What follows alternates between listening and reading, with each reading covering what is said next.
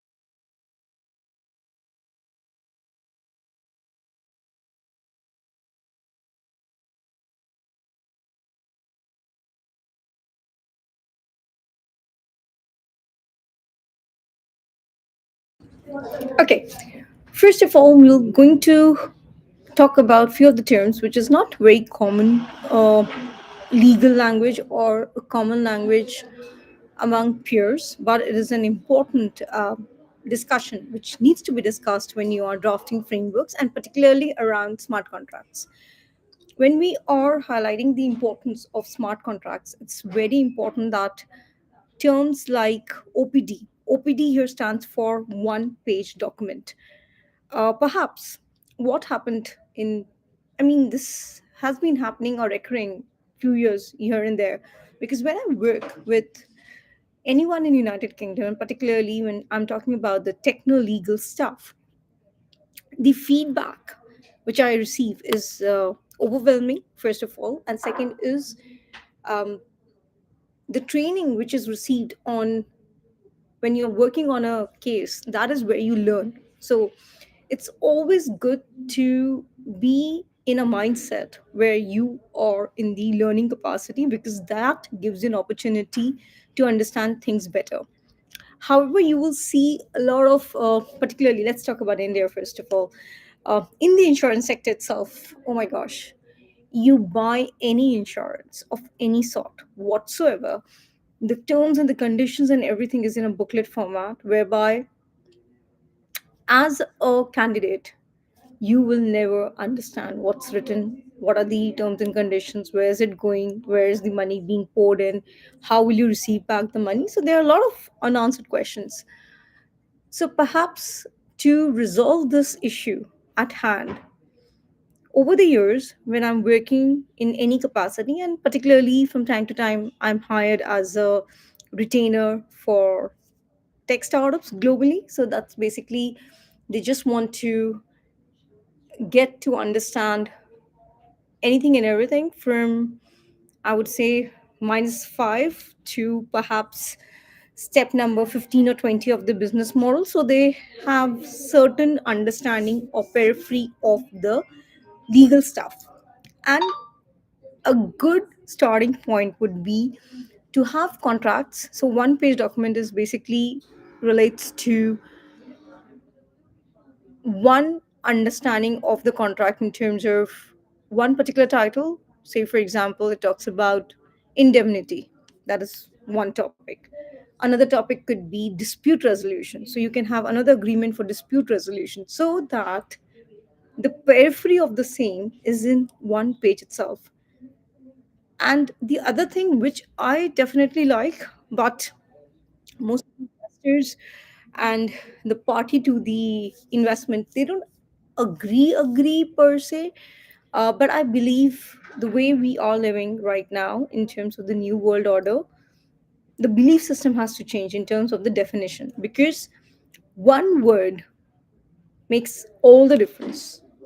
Even if there's a paragraph and everything is positive, that one particular word can make or break your deal. I can talk about this because recently there was somebody from some country who contacted us for the investment, and I shared the document and everything with my counterparts, and they read it and they just told me one particular pointer, and that was a turn down, to just turn down the whole offer. So the point of contention here is OPD is a very good term in terms of execution, because one page document is like a kind of a stamp paper where you agree upon that, okay, this is what it is and this is what the outcome is. So there are no plan B to it. It's always one single plan of execution. And you can have multiple of that, because once you have multiple of these, um, in the short term, maybe you are not able to appreciate the same. But as time passes by, particularly, I believe, I generally like to work in the quarters: first quarter, second quarter, third quarter, fourth quarter. And from the very beginning, I was very diligent enough that I know the months of November and December are just a party season for the US companies and the European companies. But China based companies, they really like to work. So I focused on that market in those 2 months. And then when you talk about January, February, because it's kind of a year end for the tech companies, you get a lot of work from the month of Jan, that is January, to March. So I like to divide into four quadrants. It makes my life easy, because one particular, uh, whatever the project is all about, at least I can't even talk about the kind of working hours you put in just to execute those. But if I just take a step back, um, the projects, at least the framework time we take is like, 25 to 30 days, until unless it's a fast track project. So obviously the costing is different. It's almost triple the cost, because you are dedicating all your resources to that one particular project and doing nothing else. So also the clients, they pay a premium. Now what is happening because of the AI stuff, the good model is to get your safe ESOPs or something into the, from these kind of enterprises, because whatever you are stating, that is going to be utilized for the training purpose, and from that the company is going to mint trillions out of it, because we are not living in a world where we talk about billions. We are living in a world where we talk about trillions, because AI has expedited everything in terms of,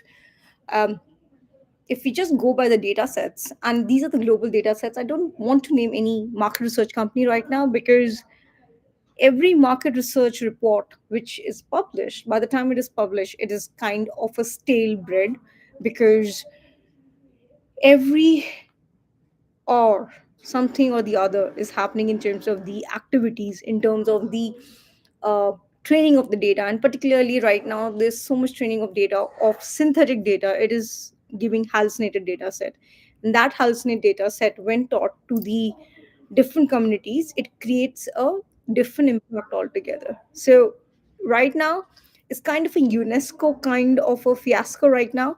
What I mean by UNESCO here is very simple. The right data set has to be protected. So if you see all these old buildings, they are not demolished because it is a UNESCO heritage. So in the same manner, the data set itself has to be acknowledged. I'll give you a very simple example. We have been talking about Mahatma Gandhi for the longest time. I mean, father of the nation everywhere in the world, statues there, everything. However, while growing up, I studied under CBSE, that is the central board. Nowhere in any of the books it was always written that Gandhiji was born in Porbandar. I think that's the basic which every kid knows. And perhaps I was very keen because I always wanted to be a lawyer when I was growing up, for so many reasons. um, when I went to Gujarat, when I went to Porbandar, then I realized it's not Porbandar exactly. It is basically Kirti Mandir, which is nearby Sudama's place, and there's so much historical data set around it. Why that data is not written properly in the books, which is like regulated by the governments, and from I think for last, I would rather say 365 days, there's a lot of fight around the constitution of India, this, that, anything and everything. But if we say that Mahatma Gandhi is the father of the nation, and we have the statues all around the world, why that data set is not the correct data set? So the point here is, even there are people or the operators of the world, whether it's coming from India or the other places, they don't want the citizens of the country to know the reality, if that is a reality. But yes, I visited that place that's called as Kirti Mandir. It's kind of a temple, kind of a arrangement, a big arrangement in terms of it has a temple inside. Then there's Sudama's place, which is just nearby, 1.5 kilometers. And of course, Gujarat itself has a lot of historical data set. Still, it's very mystic. Perhaps I just went to Gujarat once, and it was a long trip. And this is before the lockdown. But in this tenure, when I am working on anything and everything, I definitely go back to that data set, and I think why the government and the most educated class are not putting the data set right, and why all these books are black and white. Why can't we have colored, proper, proper, I would say, proper photos and everything in terms of the real historical data set? I mean, um, till 10th we study, because if you are taking up sciences, you don't study these stuff at the 11th standard.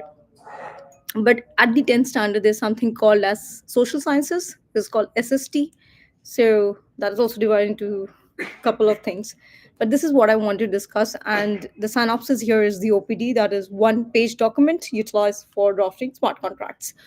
uh, DM us and we'll look into it. I'm getting a lot of good feedback, and working on it is just the negotiation part, because with any AI company I'm working right now, it is basically based on a fixed fee plus the ESOPs or safes or whatever percentage of the company, because then you become part of the company. So a lot of things are not on the LinkedIn profile, but I'm still at the back end working on multiple stuff.